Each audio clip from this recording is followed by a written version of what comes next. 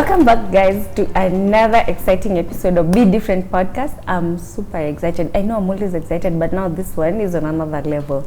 So I have with me a very important guest and an interesting one at that. You will love it. Just trust me. Let me allow her to introduce herself and then we go on. Hi everyone. Hi. And thanks Nekesa for hosting me. My name is Mildred Omino.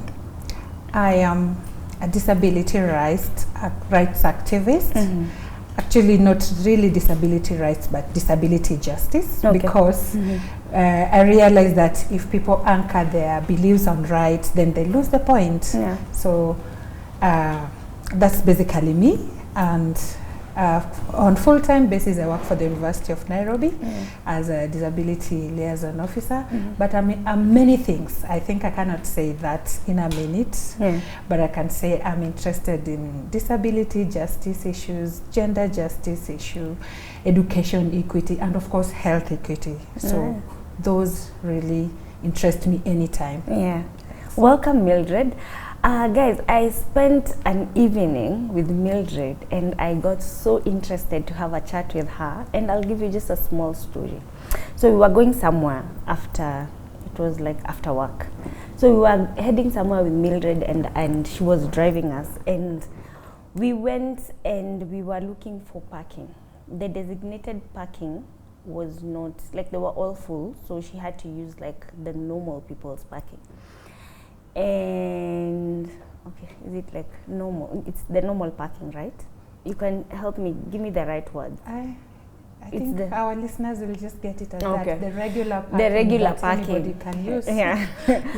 So we really struggled. By the time we parked and left the car, and I told her this, and my interest was piqued, because I was like, okay, I know there's different parkings, you know, the ones that are designated, but I have never really thought, like, why do they exactly need that parking, you know? Like, you know, these things that you feel like you know, or you think you know, but you don't really know.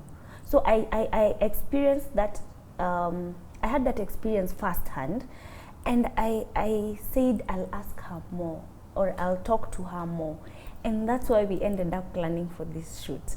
So Mildred, tell me, from that introduction, there's some things I'm sure you can pick. That evening, I saw a lot of things and I got to experience a lot of things. So from your experience and from, you know, that night, do you feel like we understand the whole issue of inclusivity? Do you really think we know? Thanks for that question. I'm excited that that's the point that you picked our conversation, because really there is no manual for inclusivity, but it's just about normalizing life for everyone.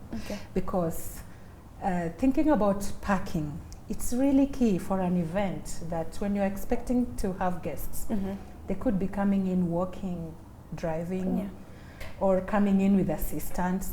So for event planners, it's important to think about this upfront. You realize it was a bit embarrassing to start figure out how we could even just park and get into the venue. It was. Yeah, and that's now how we plug in the inclusivity issues.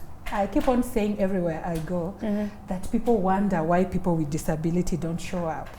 It's something that everybody wonders. Like, if you get into our University of Nairobi, then you ask yourself, we have a student population of getting into tens of thousands, maybe 60,000. I'm just putting abstract figures, but it's so hard. It's always amazing to see a student with disability, because people have normalized invisibility of persons with disability in public spaces, social spaces, you know, that kind of a thing. But then it's very important to go a step further and ask, why are these guys invisible? Why are they not showing up?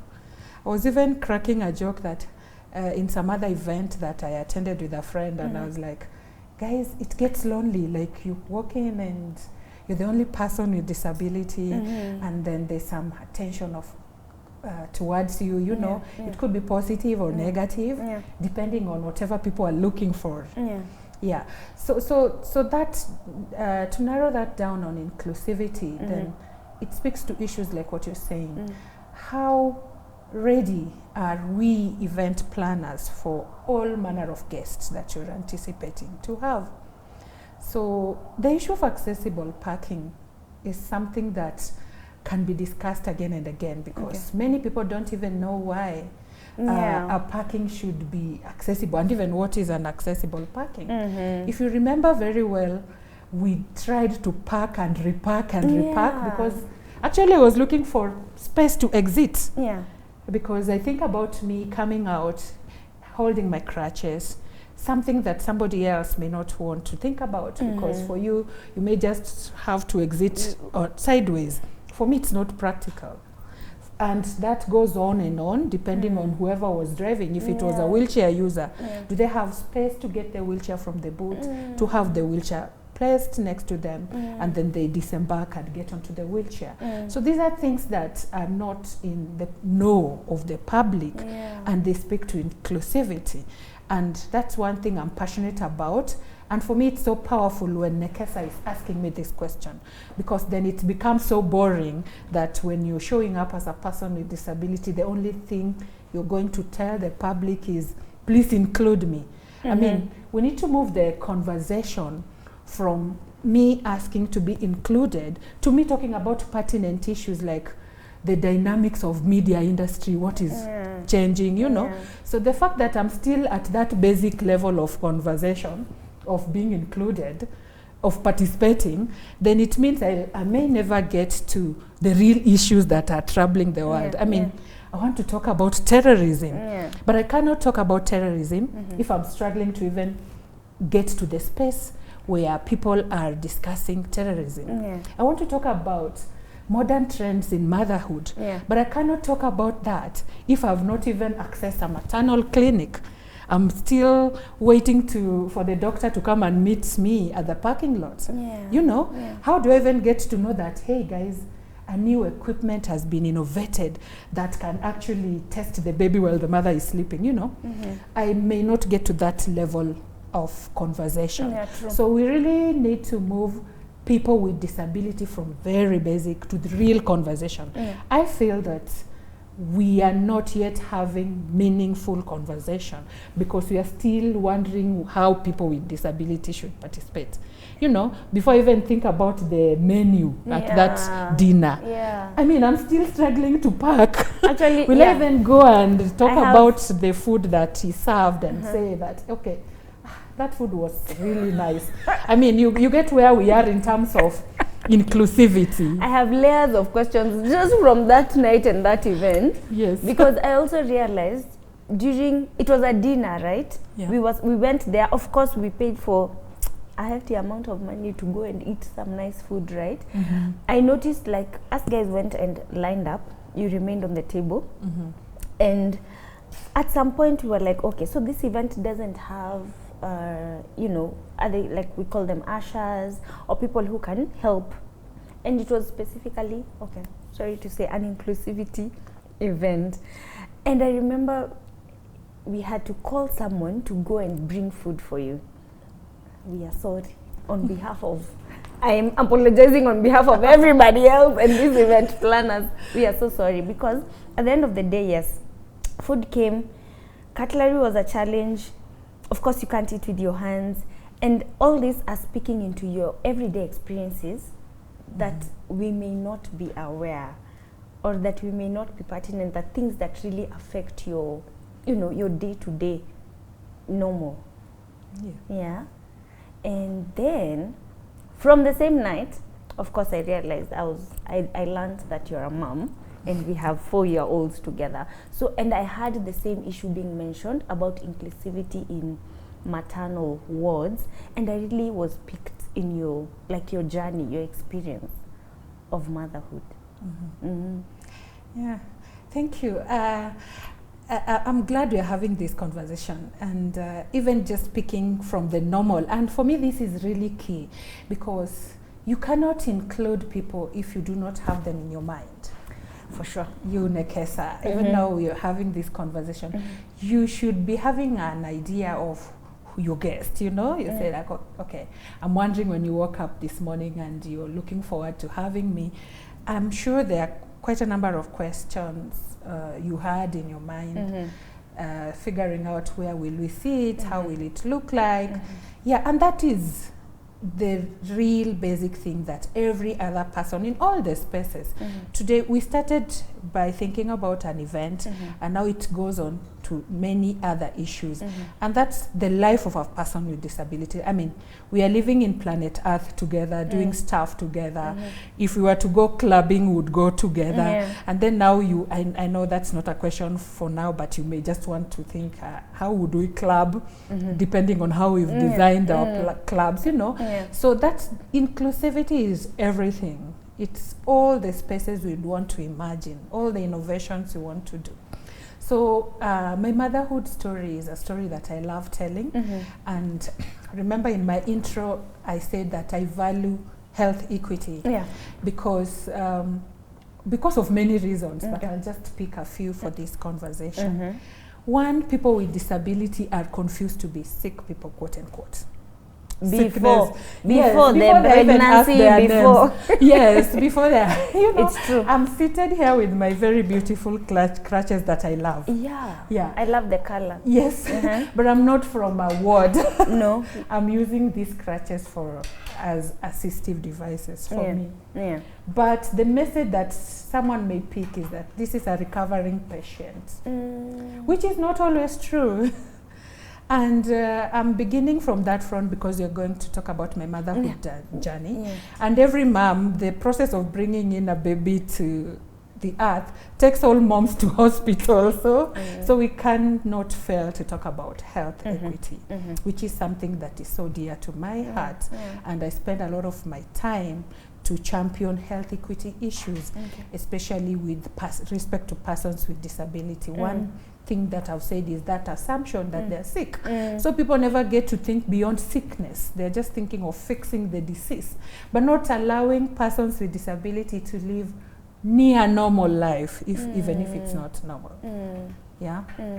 So now I'm trying to cue where I pick on my maternal health journey, but I must say I was so excited to be a mom. This is something I was looking forward to. But before then, there were, of course, I did my homework to know how other women with disability experienced motherhood.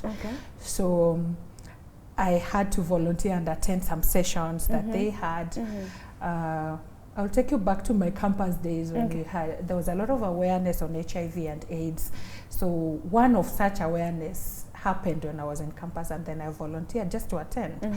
And I had a privilege to meet quite a number of women with disability, just sharing their journey on how it was having children, accessing clinics, to be sure that antenatal care was provided, and postnatal care, and even the actual process of having their babies. So some of these stories, I must say, were quite scary. Were quite scary. But then I said, of course, I have a life, and I would want to experience my own experience, because it's never the same with everyone. But then I knew it was an opportunity for me to enhance my advocacy on health equity issues. So I could hear the stories of delivery beds that were designed for people who are able-bodied, that the women are assumed to be able to get onto the bed on their own without assistance, or probably with limited assistance. I knew with my paralysis of my left leg and right, this was definitely going to be a challenge. So I knew it was coming. I was just waiting for my turn anyway. Then I heard of the mindset, like we say, you plan and you don't have persons with disability in mind. So the stories of ordinary women, because I come from a family, and maybe to just mention, my mom was a nurse, my sister is a nurse. Wow. So I'm privy to this conversation of what happened in the delivery room. So I heard of how women are scolded for not pushing very fast and all these kind of things. All the stories that happen in the delivery. I know you're a mom, you're privy to these conversations.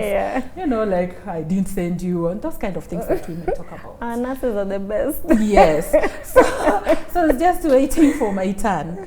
But to cut all that short, I must say I was blessed to meet the best gyna who went an extra mile to just know me as Mildred. Yeah. So that part of my story is a story that I have to tell everyone. When I met Dr. Mtua, our first appointment was to just understand who is Mildred and how is Mildred doing life now with disability, and now she wants to be a mom. What does that even mean to her? So to cut the long story short, I told her my disability story, and she was ready to listen. And I want to say that was really helpful in my journey to motherhood, because she understood what polio did to me and what I'm able to do, and even my mindset, how I navigate life being a person with disability. That actually disability is a condition, but I do all these other things that people do, and that's how I landed into motherhood, meaning that all these other things that people do. We hear you, I get to do that, So one thing is that I pointed out is that the clinic that I was attending was in the second floor. There's no elevator in that room. So we had to figure out where we will be having our antenatal sessions. So I never went upstairs for any of my clinics during my entire period. So I was being seen in an emergency room. Because clearly, even without pregnancy, doing stairs is a huge chunk of problem for me. But now that I have a disability and I'm pregnant, you can imagine what that means. Stairs was a no-no. So my doctor was kind enough to reschedule the clinic, and that worked for me. Because that now was an extra accommodation for me. So I could just alert the nurse that I'm around, and then they could figure out how the doctor could come and see me. But I'm asking myself, how many men with disability are blessed to have such privileges like I had? How many can access a gyna? And the second layer is, how many can access a gyna who is willing to go an extra mile to understand my story? That's why healthcare should be inclusive. You shouldn't rely on people's kindness, or I mean, they can be having a bad day like any other person, and they won't be willing to move from their clinic to you where you are and attend to you. Or else the other thing is that there could be gadgets that are not transferable from a gynecologist clinic to the emergency clinic. What does that mean? Do people have to miss out on critical assessments?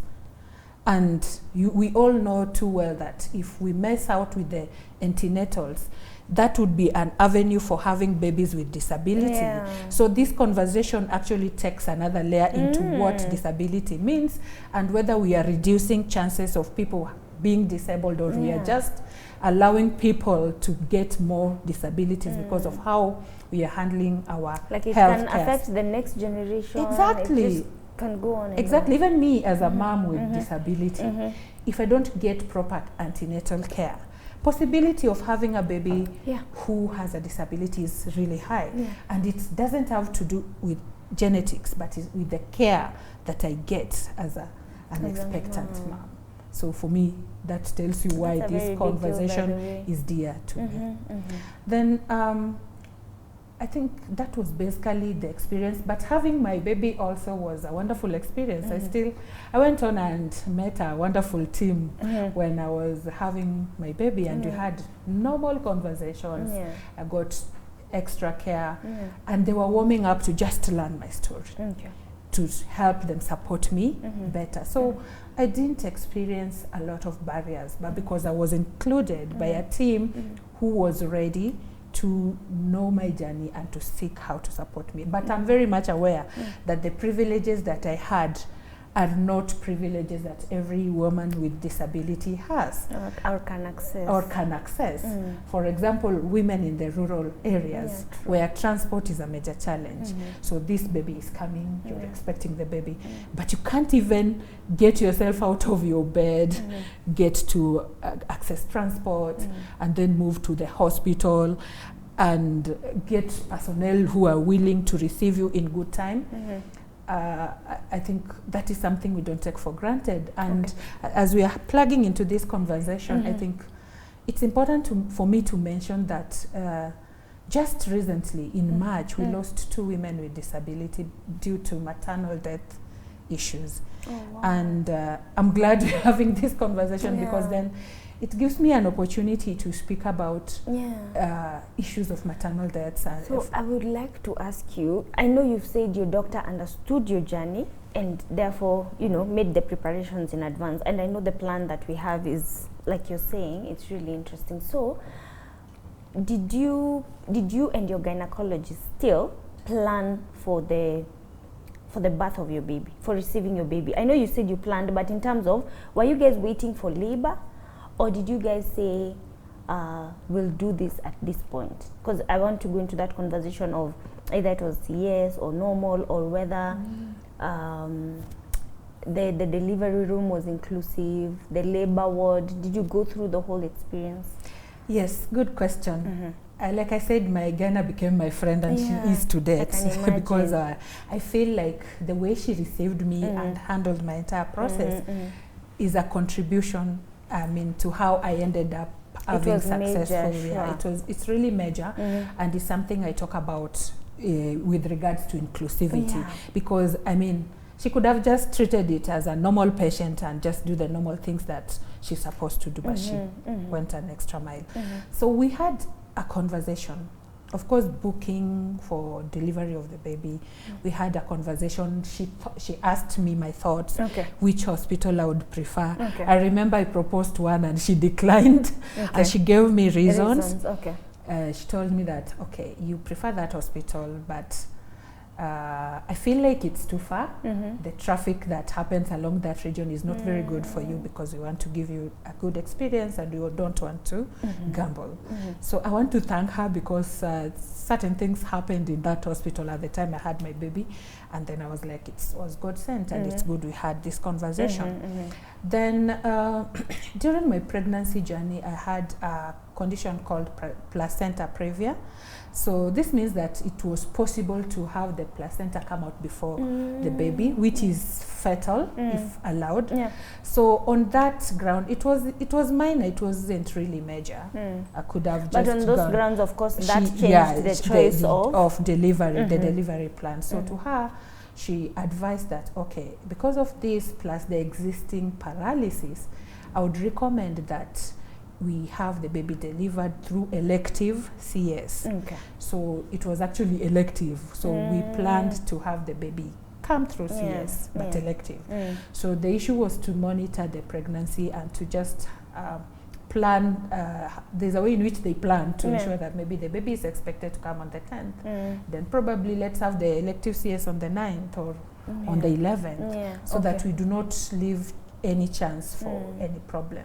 So that's how we ended up choosing elective CS as an option. And it was very well advised. And I think because we are having this conversation and it's a disability and motherhood, you know, it is an intersecting conversation. And I know many women with disability, sometimes they feel like the doctors are asking too much to push them to just have CS without trying normal delivery. I think it's good to make all decisions from point of information. Like I've talked about the issue of placenta previa, the issue of transport, like you already have mobility challenges, and then you do not want to take forever on the road trying to get to the hospital facility. I mean, let's close any gaps that could lead to maternal death, because we are vulnerable. Let's start from that point, and let's work closely with the health workers to look at these things critically, because there are things that me as a person who doesn't have a health background may be non-issues, but from someone who has a health background, they will know too well that this actually is a risk.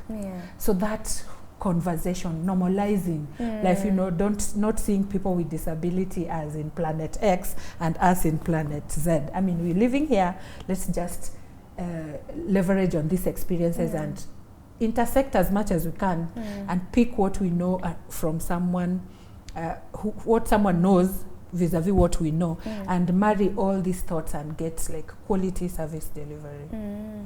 Wow, I'm happy. I've had your experience, and it's something that honestly, these things, like you're saying, I've never thought about. There's a comment you started with that really touched me. Maybe I may say I'm guilty. That issue of invisibility. Like, we have either socialized you guys to be invisible, so anytime you walk into a room, we are shocked to see you. Or we look at you differently. For some reason, we're just like, okay, the way you said, we think already you're sick. Already, okay, we didn't plan for you, we didn't think about you, and now you're here, and now it's like we don't know what to do with you. We're like, oh my God, what do we do with Mildred? So is it that, first, to what extent are we still there? Are we becoming better?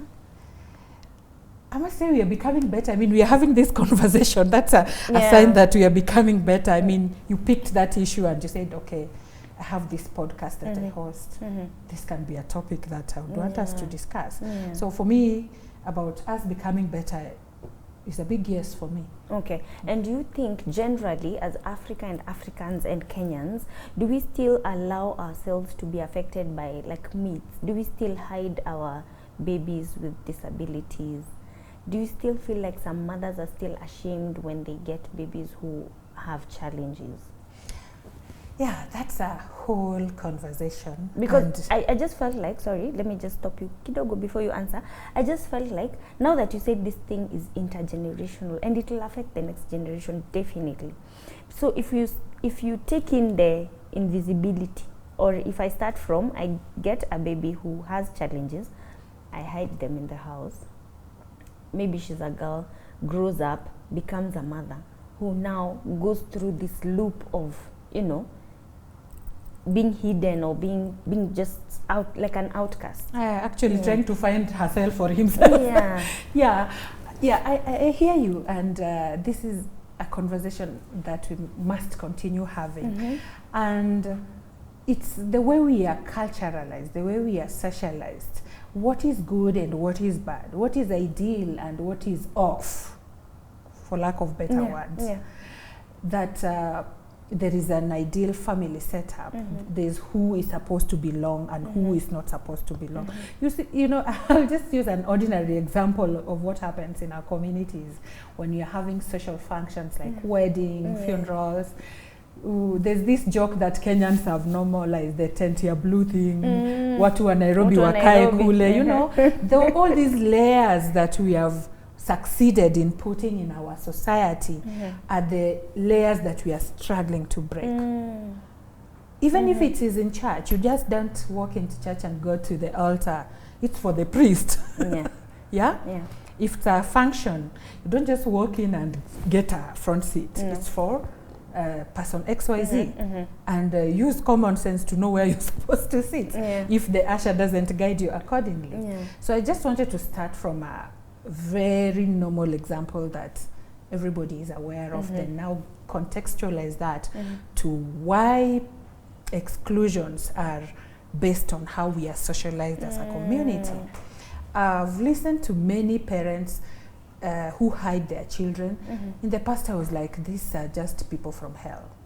But trying to delve deeper into the problem, I get an understanding that actually, first of all, when you deliver that baby, and nowadays there's technology, actually, you can get a scan and be told, hey, look, the baby you are carrying before looks like huyu wa kidogo akona shida. This baby does not have a fully developed spine. Maybe one limb is missing. Nowadays, moms can tell. And it's up to them to decide what to do with the information that they get. And this is an issue that is even global, like the question of which baby should be born. That's another level of conversation that you're having. That's actually me and my partner are expecting a baby, and we've been told that, hey, that baby is disabled. Can we book an abortion? Our next appointment should be to procure an abortion and just eliminate this troublesome life. You know, we don't have to go through this. The second layer is, okay, let's keep the pregnancy and trace whose fault is it to have the baby, kwetu hakuna watu kama hawa, you know, and I will translate this because I know our audience might not be Swahili speakers. So like the point I'm making is once that child with disability is born, then there would be the question of whose responsibility it is to have a child with disability. Like now it's a conversation between the couple, like who brought these bad genes, you know? So the like a community where people are dismissed early enough before they even know that they are being dismissed, like that 1 month or 1 week old baby doesn't even know that they are being dismissed, that they are illegitimate already beings. Rejected. They are rejected. Then the mom starts losing friends, you know. The people from chama are like, huyo sasa hakuna mali tunaenda na unajua tu vile mtoto wake anakuaga na mashida, you know, like we're not going to tag her along, she has a problematic baby. So I mean, in the mindset, how are we receiving people who are different? Are we condemning them for being different? Are we creating spaces that allow them to thrive in their differences? Are we pushing them to be us? I mean, because normal is what we want. And for me, I would say normal is overrated. It is. It's overrated. It is. I'm very different, but I believe I bring a lot of you talents do. on board. Oh my goodness. You do, honey. I know, and I'm at that stage that I am not asking to validate this. I know I bring talents. And I tell people that, okay, it's your problem. You're the one who's going to miss out on my talents if you don't include me. And you're the one who's going to win if you have me in your space. Yes, please. I love that. So that happens. And you asked, where are we? So I'm saying technology is worsening some of this exclusion. And we are still not yet out of this problem. We still have families that are breaking up for the single reason that a child with disability was born. Fathers disappear. Yeah, the father just disappears. Sorry, fathers. Like or even mothers. They you know, people are not ready to contend with this being that is different. So that's why I say my biggest thing is the mindset. If everybody had an inclusive mindset, if it's that doctor in the hospital, that engineer who is building a house, I mean, everybody, and anybody who makes a decision, that person who would signs the admission form, who may just refuse to sign because they don't have space for this student with disability. I mean, inclusivity is everybody's business. That religious person who always preaches to people and telling people that they must be healed, you know, they must conform to the ideal, you know. If you walk into that church with crutches, you must go to the altar to be healed. To be prayed for, so that you walk without out without your crutches. That's also exclusion, and you see like many people with disability are like, that church, I don't want to be healed today. You will be haunted for walking with the crutches every Sunday. Every Sunday, because the more the priest fails in healing you, the more you get far from the church. So my point is, inclusivity is everybody's business. In whatever space you're in, to do whatever you're doing, you should just sit back and ask yourself, how inclusive am I? If I'm delivering this sermon, what do I want to change, or what perception? Because already you are a person of interest, and many people, when they have problems, they will go back to their religious leaders and seek guidance, but they will be guided to make sure that people who are disabled walk out of church walking, or deaf people can hear, they can sing, and sometimes people go even an extra mile to design posters. You are in the communication space. That is the selling point, Mildred. You know, when crusade is coming, Nekesa will design this wonderful poster to lure me as Mildred to go and say that, okay, the lame people will walk, I don't know, the blind will see, the deaf will hear, etc., etc. So you guys are giving us a huge burden of trying to be you and not be us. I know. So that's where we are in inclusivity conversation. I feel like that feels terrible. Everybody has not normalized, and we do not want to have a warrior conversation. You know, like we're getting into spaces, and the first thing is to really feel sorry for me for having Mildred who cannot do ABC, who cannot. I mean, I can. True. That is the narrative that is missing in my view. And sometimes I get into spaces and people are like, wow, you are not like them. And I ask, who is them? Can we just be us? Yeah. Like, people are actually surprised that you're having a normal conversation, quote unquote. But that is where we should be. Another question, Mildred, do you feel we need to put this somewhere for our kids? Because even our children, now that we are a young generation, young mothers and all that, how can we start this conversation with our children? Like, I don't know, you've just given me a whole challenge. You know, you've thrown it to the engineer who's designing the house, our homesteads, our homes, when they are playing every day. How do we, because now I'm understanding that it's an everyday, it should be an everyday thing. And everybody's business. Yesterday, actually, something happened to us. Let me just tell this story. I was taking a walk with my girls in the evening, and then an old man passed and he was walking with a crutch. My daughter was like, Mommy, where is that man hurt? I looked at the guy, I said, yes. And he was walking very slowly. Where is he hurt? I said, then she looked and then she said, is he hurt in the legs? I said, yes. I said, yes, Mama, he's hurt in the legs. And then I was looking at her reaction and I wanted to pick whether, you know, the empathy and all that. And she felt, okay, she just looked at the guy walking away and leaving. And I thought, okay, I needed to say something. What was that something that I needed to say and put in her mind to show that this is, you know, something regular? It should be in our books, the storybooks that we're reading for them. It should be in our, just tell us, please. Go ahead. Good question. I'll just take us back to what I said, normalizing disability. I mean, that is what we should strive to do. That children from that tender age should just know that these are not people from other spaces. They're just like me and you. And I must say, I like children very much because they are very honest. They're very honest. I would be happy hanging around with children than adults because they would ask me questions that are from a very honest perspective. And once they get this, it would be so easy for them to be like ambassadors to their peers, because they'll be like, no, mom X and Y is just like any other mom.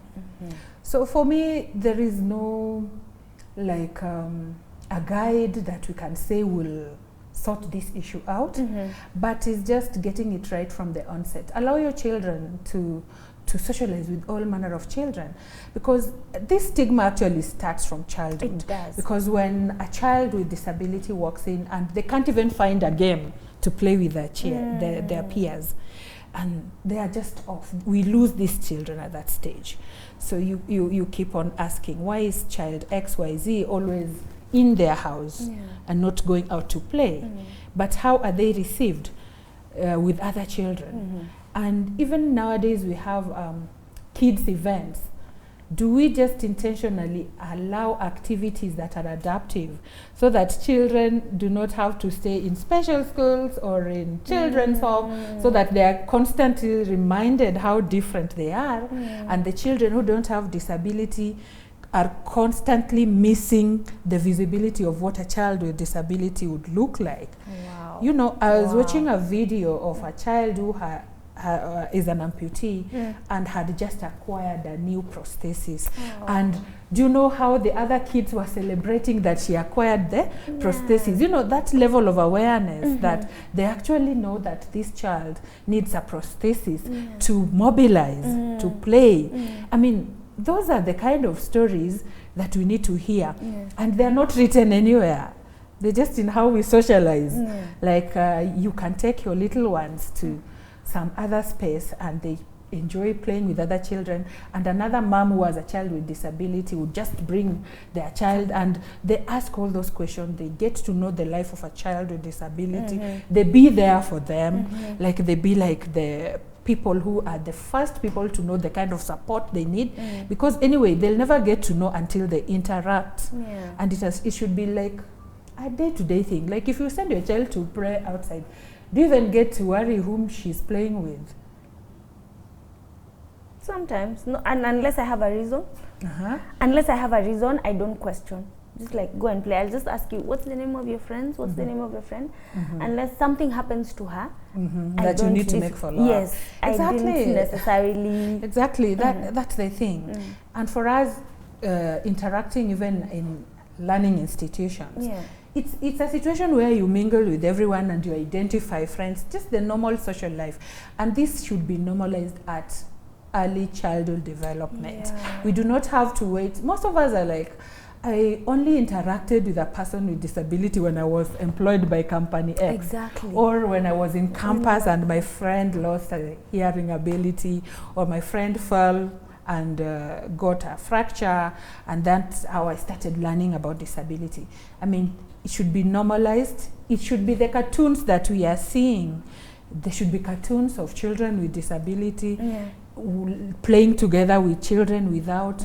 There should be cartoons of professionals with disability solving societal problems. I mean, in our thinking, in learning materials from basic to higher education, we need to see this illustrated.